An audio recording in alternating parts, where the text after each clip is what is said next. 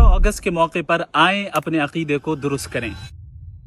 15 अगस्त और 26 जनवरी के मौके पर अक्सर आपने ये देखा होगा कि बहुत से मुसलमान ये कहते हैं कि हम देशभक्त हैं या देशभक्ति करते हैं, जबकि आपको मालूम होना चाहिए कि भक्त और भक्ति ये दर हकीकत संस्कृत जुबान का लफ्ज है जिसका एक मतलब होता है इबादत करना और पूजा करना, और इस वर्ड का एक क्लियर रिलीजियस बैकग्राउंड है, जबकि एक मुसलमान सिर्फ एक अल्लाह की इबादत करता है और पूजा करता है। लिहाजा अगली मर्तबा जब भी आपको अपने वतन से मोहब्बत का इजहार करना हो शरीयत के दायरे में रहकर, जिसमें कोई हरज की बात नहीं, हर इंसान को अपने वतन से लगाव और मोहब्बत होती है, तो उस वक्त आप देशभक्ति के बजाय देश प्रेमी का लफ्ज इस्तेमाल करें, क्योंकि एक मुसलमान देश प्रेमी तो हो सकता है, देश से मोहब्बत करने वाला तो हो सकता है, लेकिन देशभक्त नहीं हो सकता, क्योंकि वो भक्ति तो सिर्फ एक अल्लाह की करता है।